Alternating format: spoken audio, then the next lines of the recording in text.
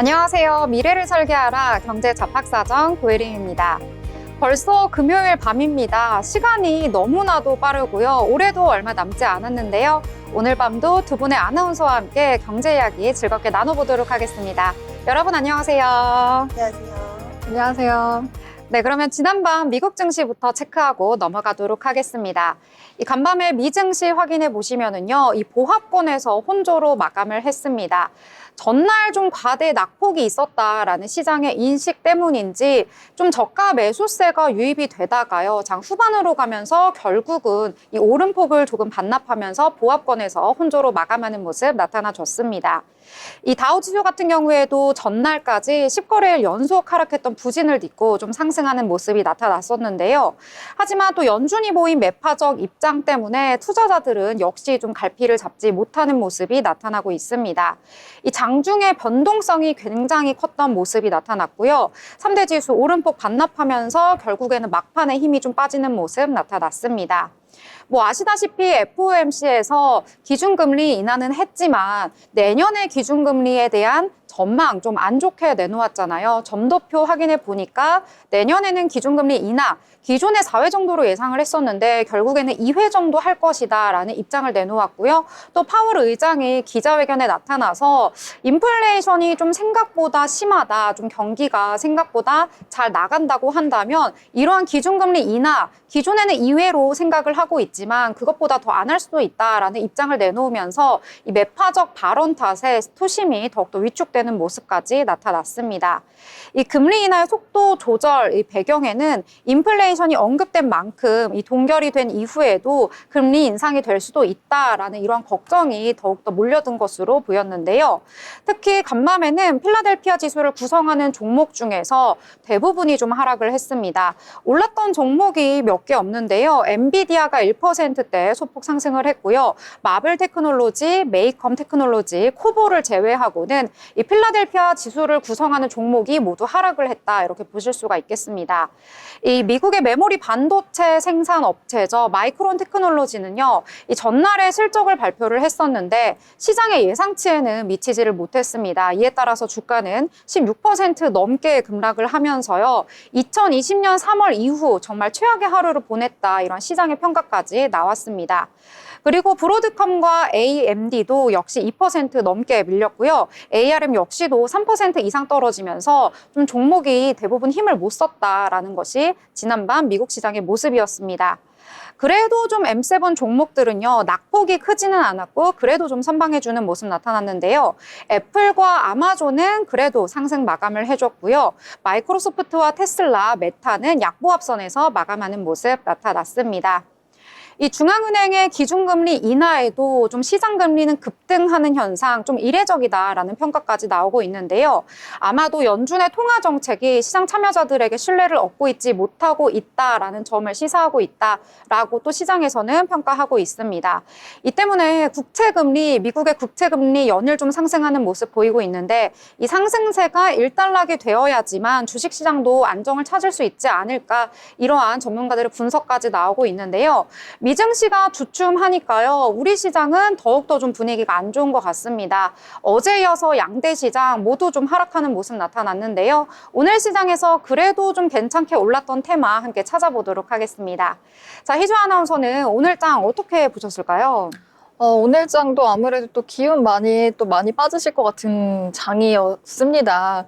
아무래도 이제 국내 증시가 좀 불안정성을 많이 보이고 있는 상황인데요. 또 환율 급등으로 또 많이 부진한 상황이기도 합니다. 전체적으로 장이 많이 약세 보였지만 그 가운데에서도 또 빨간불을 켠 테마가 있습니다. 제가 오늘 가장 먼저 준비한 테마는요. 아무래도 요즘 큰 강세 많이 보이고 있는 조선주를 먼저 준비를 했는데요. 오늘도 조선 관련 테마 오전부터 강세 보였습니다. 미국 의회가 조선업을 강화하기 위한 법안을 초당적으로 발의했다는 소식이 전해졌기 때문입니다. 미국 의회는 미국의 번영과 안보를 위한 조선업과 항만시설법을 발의했습니다. 이 법안에는 미국 내 선박 건조를 장려하고 조선업 기반을 강화하면서 중국 선박 의존도를 낮추기 위한 정책들이 담긴 것으로 전해졌습니다. 법안이 통과가 되면 미국 선박을 한국에서 수리할 수 있는 길이 열리게 되는데요. 이로 인해 수혜를 입을 것으로 예상이 되면서 관련 테마 상승, 오늘도 상승했습니다. 그중에서도 오늘 조선 테마에서 가장 큰 특징적인 흐름 보인 종목이 있는데요. 바로 중공업입니다. HJ중공업 방위사업청으로부터 2,663억 원 규모의 수주 계약을 맺었다는 소식이 오늘 장중에 20% 이상 오르는 모습 보이기도 했습니다. HJ중공업은 방위사업청에서 청으로부터 2,663억 원 규모의 검독수리 배치2 후속함을 수주했다고 오늘 공시했습니다. 지난해 연결 기준 매출액의 12.32% 규모인데요. HJ중공업은 어제도 조달청이 발주한 802억 원 규모의 부산 엄궁대교 건설 공사를 수주했다는 소식이 있었습니다. 또 필리핀에서도 2,800억 원이 넘는 일감을 따내는 등 연이어 잇따른 수주 성과를 전하고 있기도 한데요. 어제는 아쉽게도 하락 마감했지만 오늘은 오전장 내내 상승 흐름 보였습니다. 또 오늘 하나오션도 좋은 흐름 보였습니다. 하나오션 하나에어로 수출형 잠수함용 연료전지 개발을 했다는 소식인데 하나오션과 하나에어로스페이스가 최근 국방기술진흥연구소 주관으로 무기체계 개조 개발 지원 사업을 통해 수출형 3,000톤급 KSS-3 개조 개발 과제를 수주했다고 오늘 밝혔습니다. 이번 과제는 국내 최초로 잠수함을 수출한 경험과 해외 수출 전담 및 전문 연구 조직을 갖춘 하나오션이 주관한 것인데요. 하나에어로스페이스는 2028년까지 수출 잠수함용 연료 전지 체계의 핵심 구성 요소를 확보할 계획이라고 합니다. 관련 테마의 상승과 하나오션의 이런 개별적인 호재 속에 영향받으면서 오늘 하나오션도 상승한 것으로 보여집니다. 네, 조선주 말씀해 주셨습니다. 연일 좀 조선이 잘 나가고 있는데요. 이전에도 말씀을 드렸었는데 이 계엄 사태가 있었을 때도 자금이 계속해서 이탈을 했지만 외국인들이 가장 많이 매수를 했던 게 바로 조선업이다라고 말씀을 드렸었고요. 그 이후에도 좀 약세장 속에서 계속해서 빛난 것이 바로 조선업이다. 이렇게 볼 수가 있겠습니다. 일각에서는 2025년에 가장 좀 잘 나갈 수 있는 섹터 테마를 조선으로 꼽는 분들도 많이 있으시더라고요. 그래서 조선업 좀 더 눈여겨보시면 좋을 것 같고요. 조선 같은 경우에 특히 HD를 앞에 이름을 달고 있는 종목들이 요즘에 꽤 잘 나가고 있습니다. 오늘 장에서는 물론 HJ중공업 같은 경우에도 이 방위사업청과 함께 수주를 맺었다 이런 소식과 함께 오늘 좀 상승을 했는데요. 오전 장보다는 좀 윗꼬리를 달고 내려오는 모습까지 나오면서 오후 들어는 그 상승폭을 일부 반납했다라고 보시면 될 것 같습니다. 지금 환율도 계속해서 오르고 있고요. 또 조선 같은 경우에 이 수주량은 많지는 않지만 좀 고가의 그런 배들 위주로 좀 건조를 하고 선박을 고른다고 하더라고요. 이 점까지 챙겨가시면서 투자해보시면 좋을 것 같습니다. 자, 그럼 저희 또 다른 테마 함께 알아보려고 하는데요. 그린 아나운서는 어떤 테마 눈여겨보셨을까요? 네, 조금 지겨우시겠지만 정치 테마주 이야기 안 할 수가 없죠. 비상계엄 이후부터 정치 테마주에 대한 열기가 계속 식지 않고 있습니다.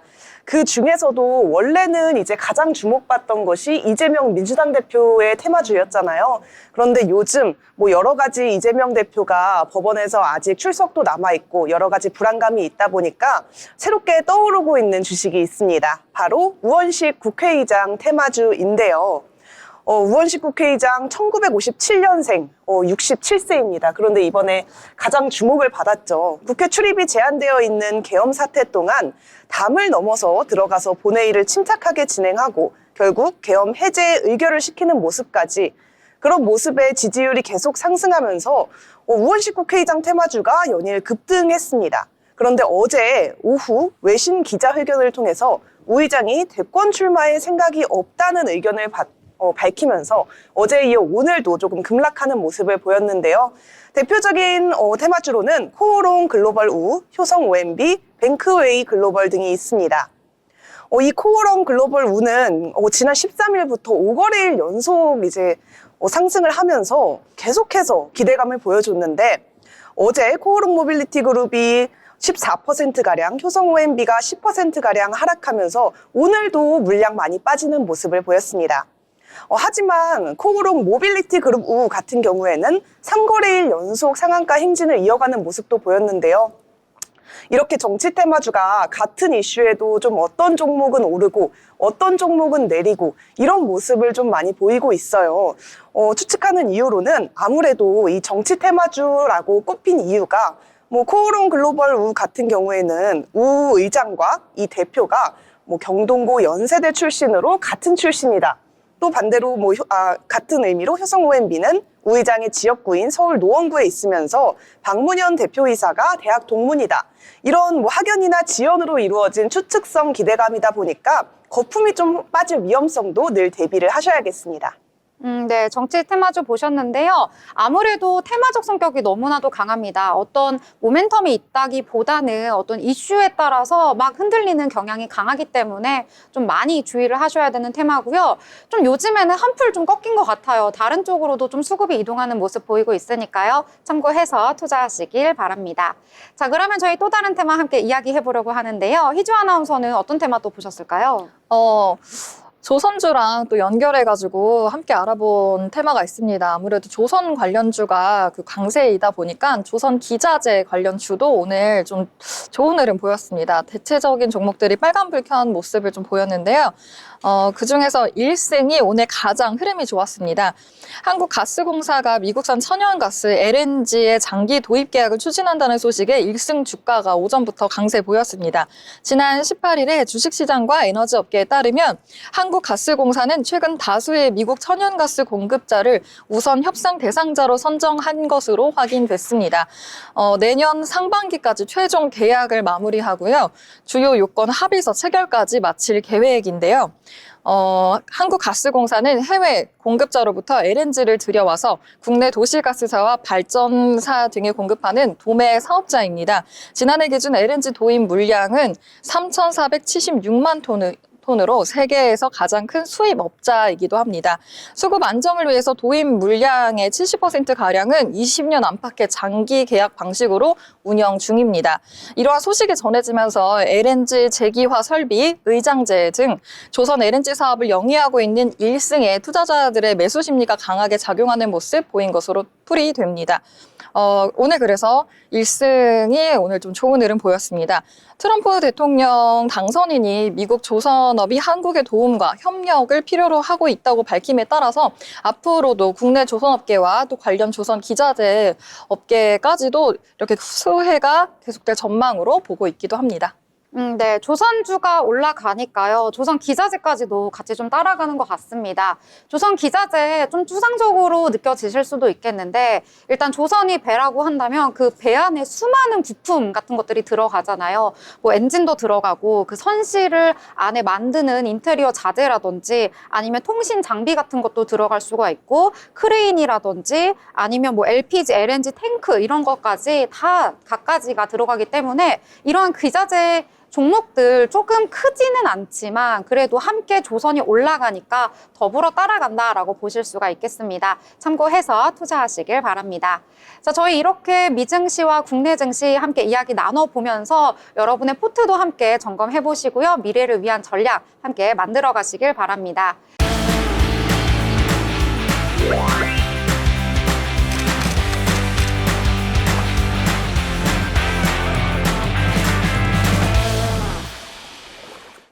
네, 이번 시간은 전국의 축제, 핫플, 전시를 알아가보는 시간이죠. 어디 갈까 시간입니다. 자, 오늘은 또 어디로 함께 떠나보도록 할까요? 오늘은 이나무 아나운서와 함께 하도록 하겠습니다. 안녕하세요. 안녕하세요.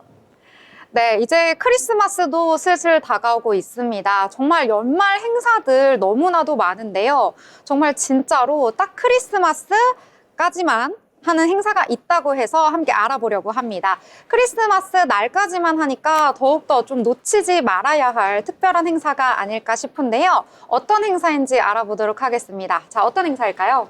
네, 오늘 제가 소개해드릴 페스티벌은요, 2024 서울 미디어 아트 페스티벌에 대해서 소개해드리려고 합니다. 크리스마스 시즌의 따뜻한 분위기와 또 그리고 화려한 연출을 통해서 도시의 밤을 밝히는 독창적인 미디어 아트 축제라고 보시면 되겠는데요. 다양한 미술의 스타일이 있지만 진정한 현대 미술을 즐겨보실 수 있는 곳입니다. 제가 학창시절에 시각디자인과를 전공한 만큼 굉장히 애정이 있는 분야인데 그만큼 다른 부류의 예술에 비해서 좀 더 세련된 감각을 느껴보실 수 있는 행사라고 자신 있게 말씀드릴 수 있습니다. 그리고 연말 내내 진행되는 행사가 아닌 한 해의 마지막을 장식하는 크리스마스까지만 진행되는 행사인 만큼 정말 크리스마스의 진심인 행사라고 보시면 될 것 같습니다.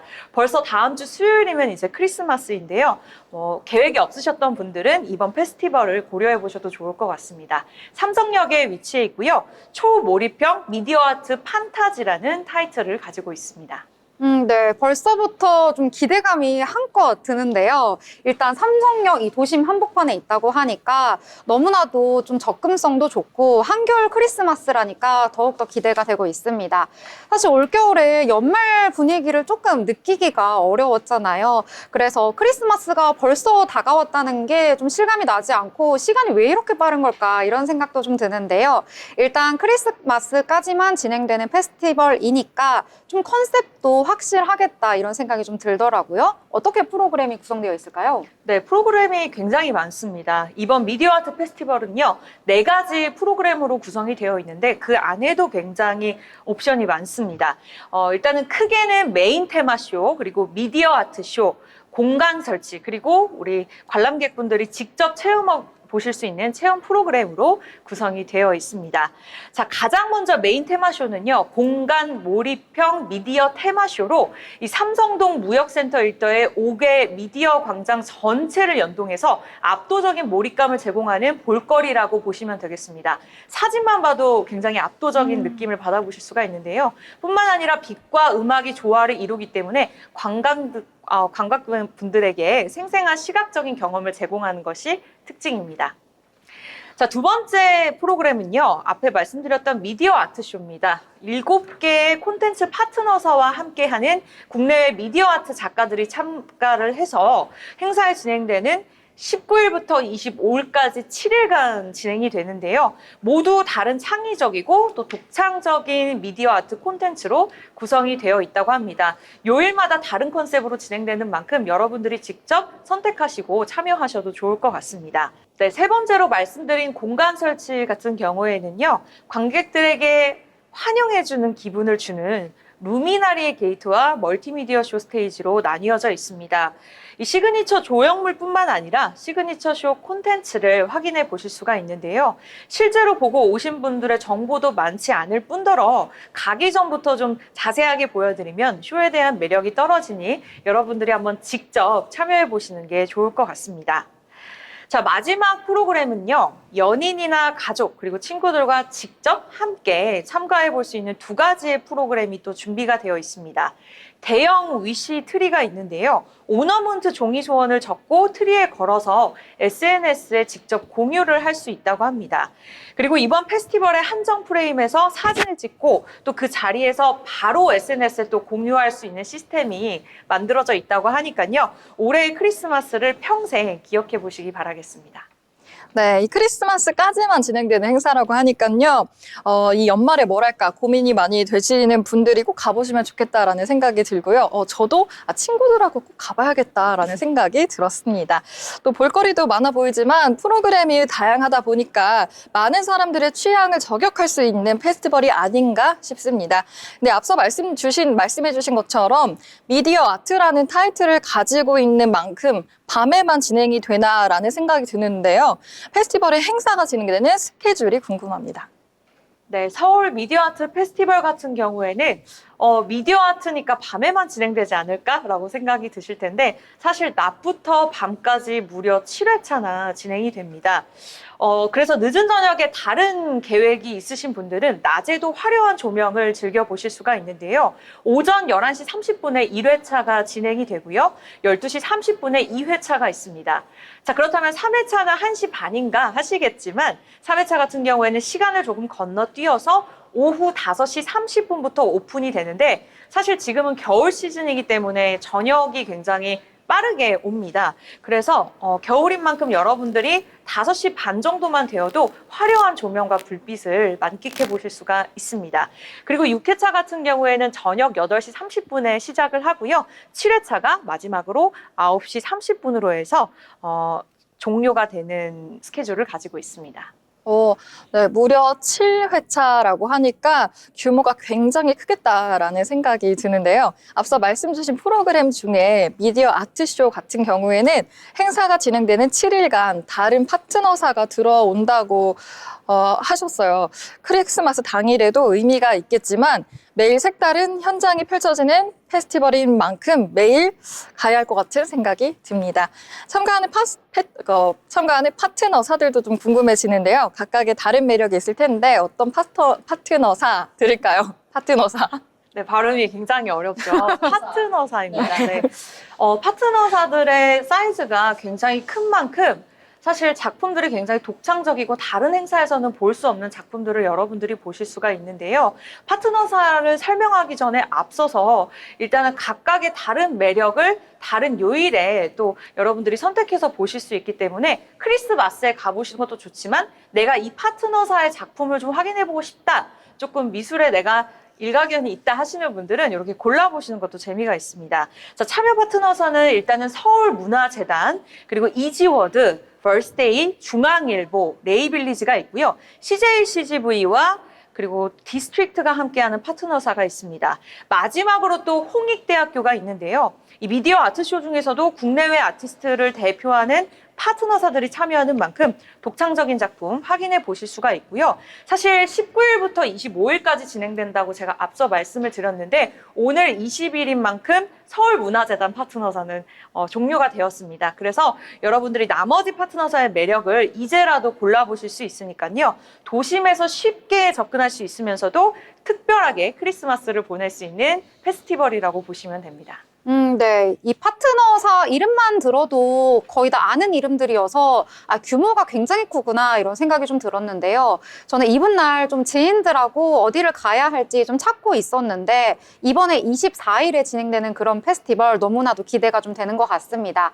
각각 행사마다 좀 특징이 있다고 하니까 좀 즐길 수 있는 팁들도 있을 것 같은데요. 어떤 부분을 좀 고려하면 좋을까요? 네, 일단은 미디어 아트인 만큼 낮에 가셔도 사실 워낙 사이즈가 크다 보니까 웅장한 느낌을 받아보실 수 있는데 특히나 밤에 굉장히 화려합니다. 그래서 사실 저 같은 경우에는 어제도 다녀왔지만 24일에 사촌 동생과 또 함께 다시 한번 방문할 예정인데요. 아무래도 저녁 시간대에 방문을 추천드리고요.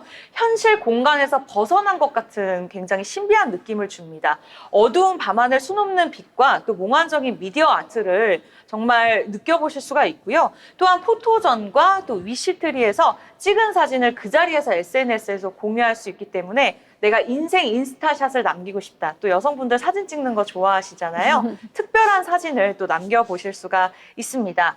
마지막으로 오늘도 날씨가 굉장히 추웠죠. 그래서 겨울인 만큼 여러분들 다른 행사는 또 실내에서 진행되는 행사들이 많지만 이 행사 같은 경우에는 야외에서 진행이 되는 만큼 여러분들 옷 따뜻하게 입고 참여를 하셔야 될 것 같습니다. 자, 장소는 오프닝에서도 말씀드렸지만 삼성역 6번 출구에 있는 광장에서 진행이 되고요. 2호선을 이용하시면 되는데 역에서 나오면 바로 보이는 곳에 있기 때문에 접근성이 일단 너무 좋습니다. 주차장이 있기 때문에 여러분들이 개인차를 이용하셔도 좋고요. 마지막으로 가장 중요한 포인트라고 할 수 있겠죠. 페스티벌의 입장은 무료입니다. 자, 여러분 무료이기 때문에 언제나 원하시는 날에 원하는 컨셉을 선택하셔서 참여하시면 되겠습니다. 사실 이렇게 엄청나게 다양한 프로그램이 있고 파트너사까지 있어가지고 무료일 거라는 건 생각도 못 했는데요.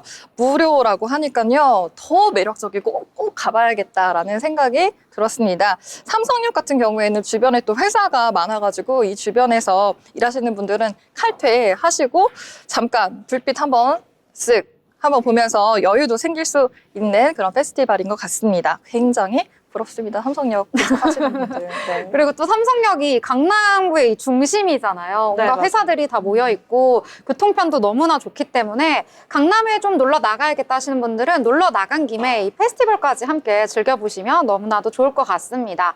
자, 그런데 강남에 오긴 왔는데 잘 모르시는 분들도 있을 것 같고요. 오히려 갈 곳이 너무 많다 보니까 고르기가 조금 힘드실 것 같아요. 그래서 이 주변에 좀 괜찮은 맛집 없을까? 이렇게 생각하는 분들도 있으실 것 같거든요. 그래서 좀 너무 잘 알고 있는 것 같으시니까 네. 맛집도 좀 소개해 주시면 좋을 것 같아요. 네, 제가 또 서초 주민인 만큼 페스티벌을 여러분들이 직접 즐기시고 또 추후에 데이트 계획이 있거나 뭐 코스를 계속해서 짜고 계시는 분들을 위해서 맛집 추천해드리도록 하겠습니다. 일단은 맛있는 것까지 먹어야 그것이 진정한 이제 데이트의 코스, 그리고 내가 오늘 하루를 마무리를 잘 했다라는 느낌을 받아보실 수가 있는데, 게다가 추운 날에는 또 에너지를 많이 쓰다 보니까 출출하더라고요. 그래서 개인적으로 따뜻한 음식을 추천하려고 합니다. 자, 먼저 육식을 좋아한다. 저도 육식파인데요. 돼지구이, 목등심, 돼지 껍데기, 떡심을 포함해서 소고기 국밥뿐만이 아니라 선지해장국, 그리고 제육볶음을 전문으로 하는 음식점을 추천해 드리려고 합니다. 3호선 매봉역 4번 출구 한국태양광산업협회 인근에 위치해 있는데요. 사실 페스티벌에서 지하철로 가기에는 좀 한두 번 정도 갈아타야 되는 상황이지만 택시로 가면은 8분 정도 걸리는 시간에 가실 수가 있습니다. 사실 매장 앞에 주차장과 건물 내 주차 타워가 있기 때문에 행사장도 주차장이 있죠. 그래서 차를 이용하시는 분들은 바로 8분 내에 이동이 가능하고요. 워낙 맛집으로 소문나 있기 때문에 거의 매일 만석이지만 또 웨이팅은 그렇게 길지는 않다고 하니까요. 참고하시면 좋을 것 같습니다. 자, 페스티벌도 중요하지만 또 맛집을 가는 것만큼 중요한 건 없잖아요. 추운 날씨에 페스티벌 보시고 이 숯불에 극세사 불판에 또 고기를 굽는다고 하니 여러분들 따뜻한 고기도 드셔보실 수 있고, 기본으로 제공되는 동치미 그리고 선지해장국으로도 굉장히 유명한 곳입니다. 그리고 식당 인근에는 또 독골공원, 목련공원, 매봉산을 포함해서 도곡공원 등이 있다고 하니까요.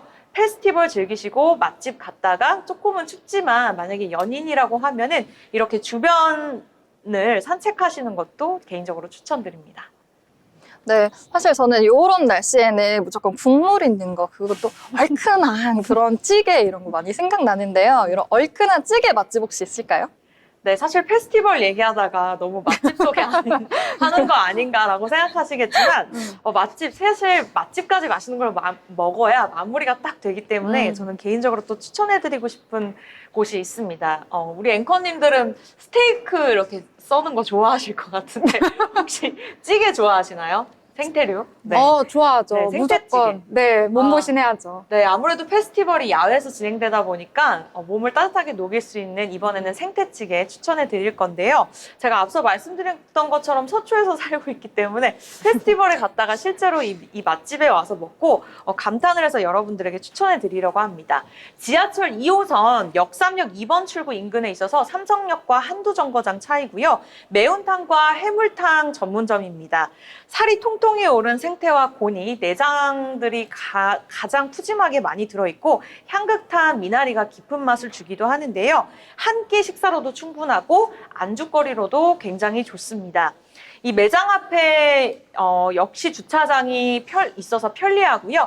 2층 건물로는 매장 규모는 굉장히 큰 편이기 때문에 여러분들이 연인으로서 페스티벌에 참가를 했다 하면 앞서 고깃집을 가시면 좋을 것 같고요. 내가 만약에 가족들과 함께 페스티벌을 참가를 했다 하시면은 이번 맛집으로 가보시는 것도 좋을 것 같습니다. 자, 이외에도 초두백반, 통문어, 골뱅이, 해물 모둠이 있고요. 방송사 유명 맛집 프로그램에 여러 차례 소개된 곳이라고 하네요. 밑반찬도 정갈하고 또 테이블 위에서 끓여 먹을 수 있기 때문에 차가워진 몸을 따뜻하게 녹이고 집으로 바로 들어가셔서 딥슬립을 하실 수 있을 것이라고 생각이 듭니다.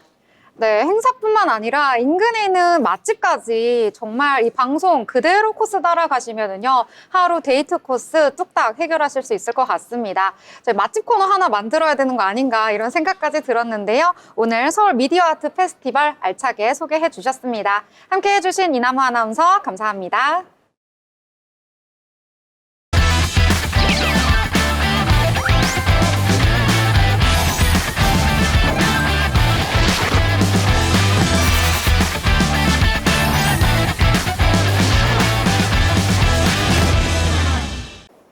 이번 시간은 돈을 잘 벌고 싶은 이 고수가 되고 싶은 아나운서들이 모여서 경제 이야기, 주식 이야기 함께 나눠보도록 하겠습니다. 자, 그러면 오늘 시장 어떻게 끝이 났을지 먼저 확인을 해봐야 할 것 같은데요. 오늘은 문그린 아나운서가 설명해 주신다고 합니다. 자, 그린 아나운서 오늘 장 어떻게 마무리되었을까요? 네, 12월 20일 금요일에 마감 시황 간단히 설명드리겠습니다.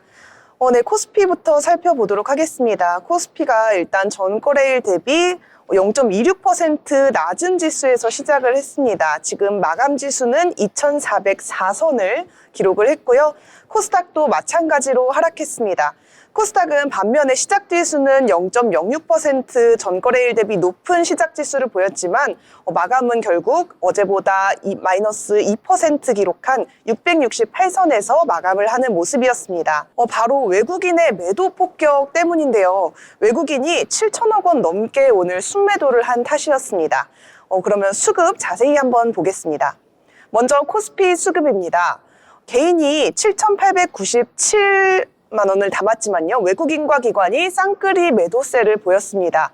코스닥도 마찬가지인데요. 외국인 매도는 계속되고 있었지만 오늘 기관이 코스피와 코스닥에서 모두 매도를 보였다는 특징이 있습니다. 반면에 개인은 코스닥에서도 1,330만 원 물량을 담는 모습 볼 수 있었습니다. 시총 상위 종목 살펴보도록 하겠습니다. 먼저 코스피 시총 상위 종목입니다. 코스피 시총 1위부터 10위 중에 네이버만이 빨간불을 켜고 있는데요. 삼성전자가 일단 전거래일 대비 1.69% 내린 52,200원 선을 기록을 했습니다. 반면에 오늘 유일하게 빨간불 켠 네이버를 보면요. 0.48% 상승하면서 21만 500원을 기록했는데요. 네이버는 모바일 체류 시간이 전년 대비 지금 10% 정도 증가했고 1030 비중이 40%에 육박하는 등 젊은 층이 이 네이버 플랫폼을 굉장히 잘 사용하고 있다고 합니다. 그래서 어떤 기대감도 계속 반영이 되면서 계속해서 좋은 흐름 보여주고 있습니다. 그리고 15위에 고려 아연이 오늘 5% 넘게 급락하는 모습 보여서 잠시 보고 가도록 하겠습니다. 임시 주총을 앞두고 주주 명부를 폐쇄한 고려 아연이 오늘 거의 6% 가까이 빠지는 모습 보였습니다. 네, 다음은 코스닥 시총 상위 종목 살펴보도록 하겠습니다. 코스닥도 휴젤, 그리고 리노공업, 삼천당제약 이렇게 세 종목만 지금 빨간불 켜고 있고요. 전반적으로는 파란불 켠 모습인데요. 알테오젠이 3.32% 하락하면서 27만 7천 원, 에코프로비엠도 3.79% 하락하면서 11만 4,100원을 기록했습니다. 4위의 에코프로도 보면요. 4%가 넘게 물량이 빠진 모습인데요. 오늘 오전에는 에코프로가 그래도 조금 상승폭 보이나 싶었는데 곧바로 매도 물량을 쏟아내면서 하락으로 마감을 했습니다. 6위의 리가켄바이오도 3% 넘게 빠져서 한번 보면요. 93,500원으로 오늘 장을 마무리했는데요. 무려 5거래일째 하락을 하고 있는 모양새입니다. 리가켄바이오는 하지만 지금 균열증 치료제 임상시험 결과도 입증을 발표를 했고요. 물량이 많이 빠진 만큼 그래도 조금 반등을 기대해보고 싶습니다. 그리고 리노공업이 0.21% 상승, 삼천당제약이 3.51% 상승했고 그 외에 15위까지도 계속해서 파란불이 켜면서 오늘 장도 조금 많이 파란불 전체적으로 켠 모습이라고 볼 수 있겠습니다. 네. 오늘 장 이렇게 마무리를 해주셨습니다. 자, 오늘 시장, 양대 시장 오늘도 좀 분위기가 좋지는 않았습니다. 코스피부터 살펴보시면은요, 전일 대비 1.3% 내리면서 2,404선에서 거래를 마쳤는데요. 이 장중에 2,400선이 깨지는 모습도 나타났습니다. 정말 2,400선까지 무너지나 싶었는데요. 그래도 다시 회복력을 보이면서 2,404선에서 거래를 마쳤고요. 9거래일 만에 2,400선이 깨졌다라고 보실 수가 있겠습니다. 오늘 코스피에서는 외국인의 물량이 많이 빠져나갔습니다. 외국인 8,100억 원대 매도 우위를 보이면서 지수의 하방 압력 강하게 나타내는 모습 나왔고요. 이 물량은 개인이 모두 받아냈다라고 보실 수가 있겠습니다. 코스닥 같은 경우에도 살펴보시면은요. 코스닥 오늘 장 시작할 때는 그래도 플러스로 시작을 해서 오늘 선방해주나 싶었는데요. 계속해서 마이너스권 움직임 보이면서 전일 대비 2.35% 내린 668선에서 거래를 마쳤습니다.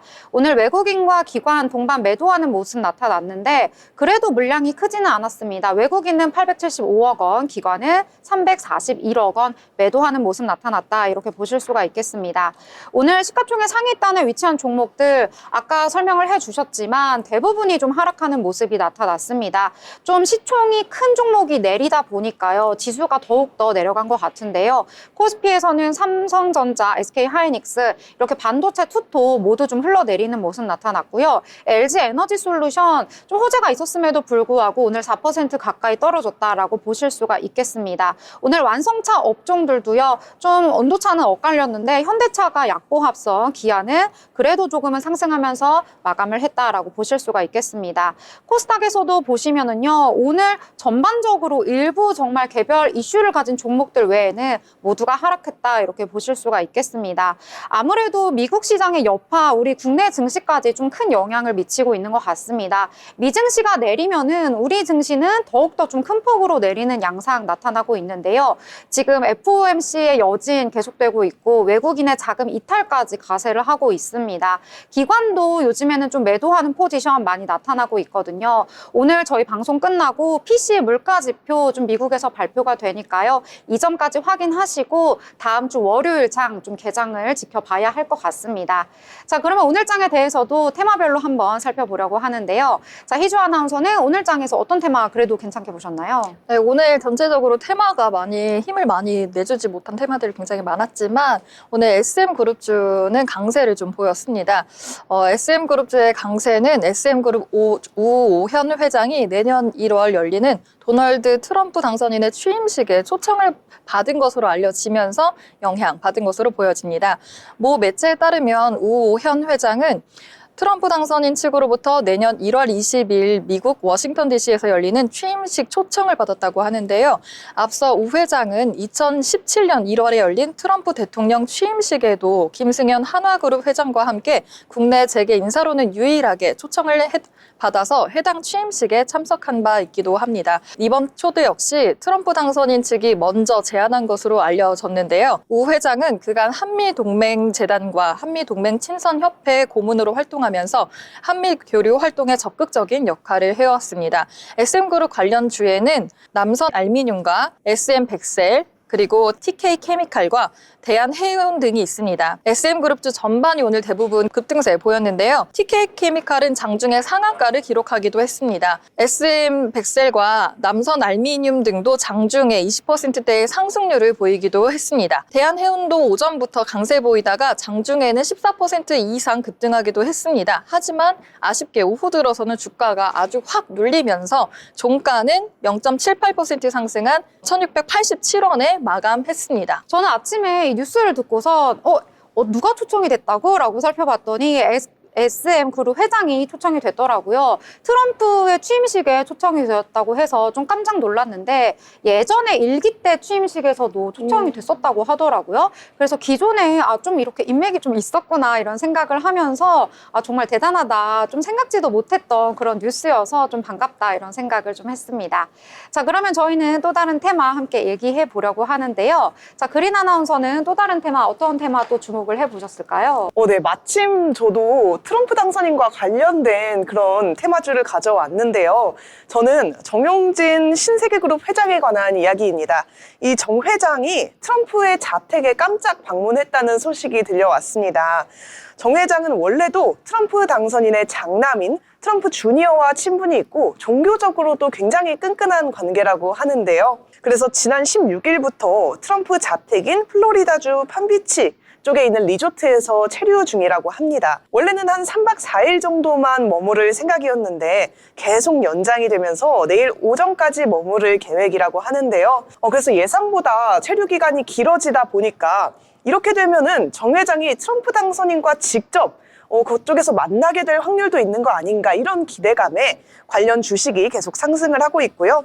관련 주식으로는 이마트 그리고 신세계 INC 이렇게 어제도 상승했는데 오늘도 두 종목 다 급등하는 모습을 보였습니다. 트럼프 당선인과의 만남이 어떻게 될지는 추이를 조금 살펴봐야겠고요. 아까도 희주 아나운서가 SM그룹 회장도 트럼프 당선인 취임식에 이제 소개가 됐다 말씀을 해주셨고 이렇게 우리 재계에서 미국과 계속 우호적인 소식이 들려오고 있는 만큼 앞으로도 여러 가지 기대를 좀 해볼 수 있을 것 같습니다. 네, 관련해서 좀 해외 정치 이슈라고 해야 하나요? 국내 시장까지 영향을 미치고 있는데요. 역시 뭐 경제나 정치나 우리 사회에서 인맥이 아주 중요한 것 같다 이런 생각이 좀 들고요. 이마트 같은 경우에는요, 이 몽골 쪽에서 좀 잘 나가고 있다고 합니다. 몽골에 이제 국내 편의점들 많이 입점해 있는데요. 이마트도 몽골에 5호점을 오픈했다라는 소식까지 오늘 전해졌더라고요. 함께 살펴보시면 좋을 것 같습니다.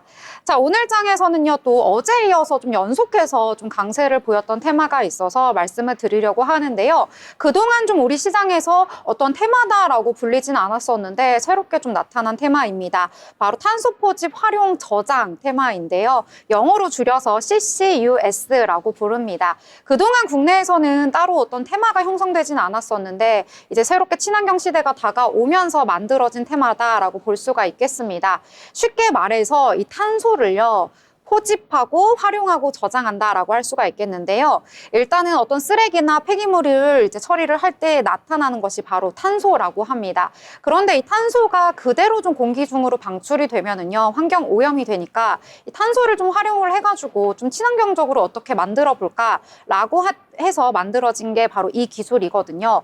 이 탄소를요, 기존의 쓰레기를 좀 만들 때 나오는 탄소를 포집, 그러니까 모아가지고요, 활용을 한다고 합니다. 새롭게 땅에다가 매립을 하거나요, 아니면 어떤 물건, 기자재를 만들 때 탄소를 통해서 만들 수 있다고 하더라고요. 그래서 이걸 통해서 새롭게 만드는데 활용을 한다라고 하는 것이 바로 이 CCUS라고 합니다. 그런데 왜 어제부터 시장에 이제 부각을 받았냐면요, 이제 트럼프 정부가 새롭게 들어서게 되면은 이제는 친환경 정책보다는 기존에 있었던 화석 연료를 더 쓰겠다라는 정책의 기조가 있었기 때문에 친환경과 관련된 정책에서는 뭐 세금 감면이라든지 그것을 더욱더 푸시할 수 있는 여러 가지 그런 혜택들을 좀 줄일 것이다라고 예상을 했었는데 지난 밤에요, 이 트럼프와 일론 머스크가 함께 여러 가지 친환경 정책은 다 하지 않더라도 그래도 이 CCUS와 관련돼서는 정책을 추진하겠다라고 언급한 것이 이슈가 되면서 미 증시에서도 좀 강조가 됐었고요. 어제 우리 증시에서도 강세를 보였습니다.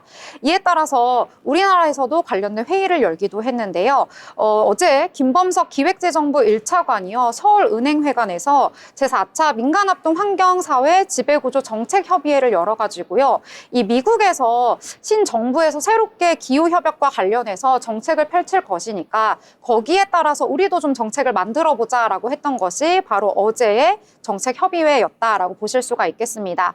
그래서 새롭게 기후협약을 맺으면은 또 기후 분야의 민간 금융과 더불어서 한국 탄소 크레딧 시장 어떻게 만들 것인지 이 구상안까지 함께 협의를 했다고 하거든요. 그래서 이 CCUS와 관련해서 좀 어떤 사업을 추진하고 있는 기업들이 오늘 장에서도 역시 강세를 보였다 이렇게 보실 수가 있겠습니다.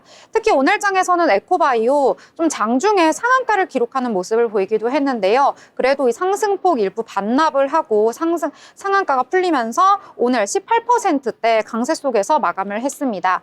에코바이오 같은 경우에는요, 이 바이오가스를 기반으로 신재생 에너지 사업을 추진하고 있는데요. 수도권 매립지, 아무래도 쓰레기가 많이 나는 곳이니까 여기에 탄소 포집 시설을 운영을 하고 있다고 합니다. 그래서 관련된 그런 기업으로 많은 주목을 받고 있고요. 캠트로스 같은 경우에도 오늘 11%대 강세를 보였는데요. 이 캠트로스 같은 경우에는 이산화탄소를 포집해서 에틸렌 카보네이트로 전환을 하는 CCU 기술을 개발 중인 회사라고 해서 오늘 시장에서 주목을 받았습니다. 자, 이렇게 새롭게 등장한 테마 함께 알아두시면 좋을 것 같고요. 트럼프 정부가 출범한 이후에도 계속해서 이 정책과 관련된 세금 감면 혜택이라든지 이런 것들은 추진할 가능성이 매우 높아 보이니까요. 체크해보시면 좋을 것 같습니다. 자, 그러면 저희는 또 다른 테마 함께 살펴보려고 하는데요. 희주 아나운서는 또 어떤 내용 보셨을까요? 저는 오늘 SBS 종목을 좀 봤는데요. 두 분은 혹시 SBS 드라마 좋아하세요? 혜림 아나운서님? 예전에는 많이 봤었는데 어느 네, 순간부터 드라마 자체를 좀 안 보게 돼가지고요. 그린 아나운서님도 안 보세요?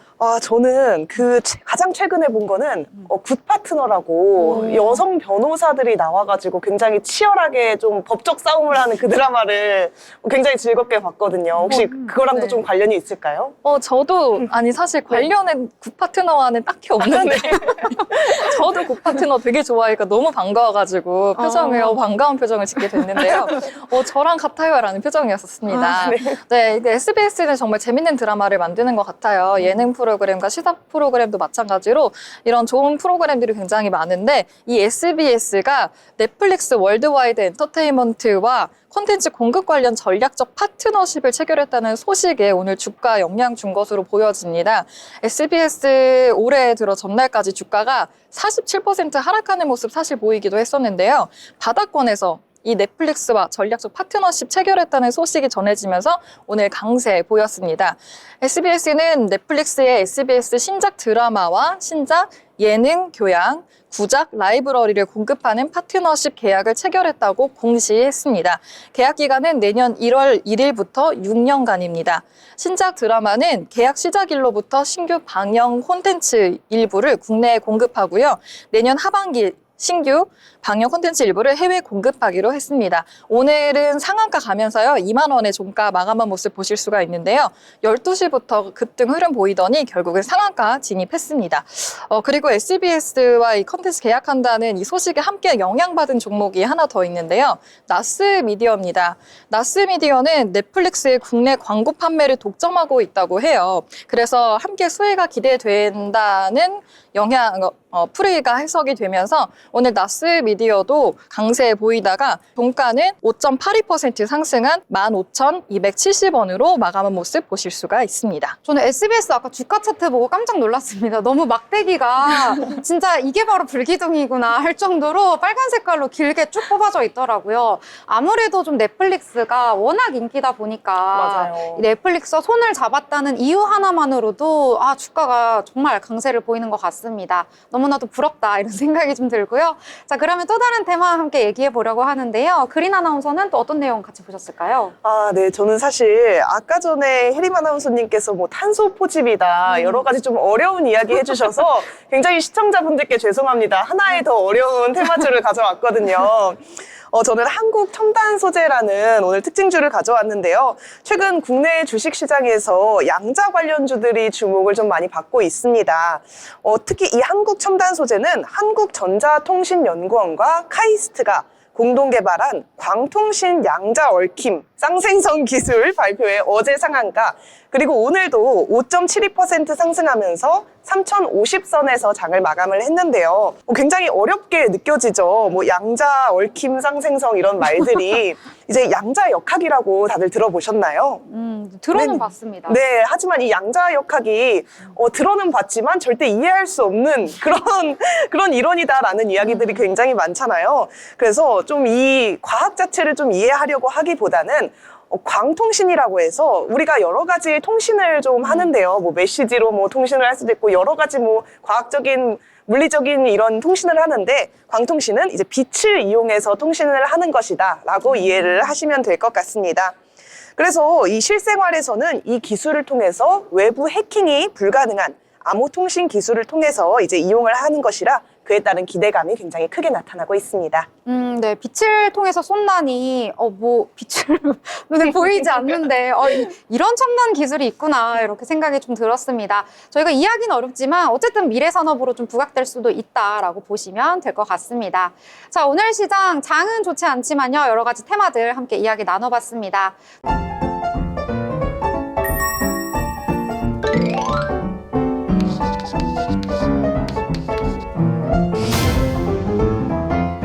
네, 오늘 장에 대해서 저희 한 줄로 정리를 해보도록 하겠습니다.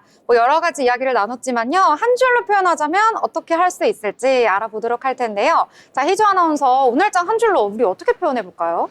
최근 우리 이 시장을 막 지켜보시면서 많이 힘드셨을 것 같다는 생각이 들어요. 그래서 그 부석순이라고 그룹 아세요? 알아요. 네. 세븐틴에서 이렇게 나오는 이제 세 명이서 이렇게 만든 유닛 그룹인데 유명한 노래 있죠? 네. 파이팅 해야지 아시죠? 네. 네, 그 노래가 생각나는 오늘 하루였던 것 같습니다. 그래서 여러분 파이팅 해야지 라고 하기에는 너무 버릇없어 보이는 느낌이니까 파이팅 합시다로 한 줄평을 남기도록 하겠습니다. 파이팅 합시다. 그래도 여러분 파이팅 하시라. 합시다. 네, 네. 이렇게 말씀을 드려보겠고요. 자, 그린 아나운서는 오늘 장 네. 어떻게 한 줄로 표현해볼까요? 저는 마치 조금 우리가 취준생 때 합격을 기다리는 그런 마음이 있잖아요. 그래서 좀 합격 통보를 기다리는 그런 좀 취준 취준생의 마음이었다라고 표현을 해보고 싶은데요. 우리 장 많이 지금 계속해서 파란불 켜고 있고 저도 지금 제 주식 상황이 많이 좋지 않은데요. 합격 통보를 기다리는 마음처럼 언젠가는 이제 빨간불 켤 그런 날을 기다리고 있습니다. 네, 이렇게 사적인 이야기까지 곁들여서 잘 해주셨습니다. 자, 저는요, 제가 어제도 파월 의장 진짜 이럴 거냐라고 말씀드렸는데요. 이틀째 여파가 지속되고 있어서 제가 한 번 더 탓을 해보도록 하겠습니다. 파월 의장, 너무 나빠! 라고 표현해 보도록 하겠습니다. 자, 금요일도 이렇게 마무리가 되어 가고 있습니다. 주말 정말 편안하게 잘 보내시고요. 저희는 월요일 방송으로 다시 찾아뵙도록 하겠습니다. 시청해주신 여러분 고맙습니다.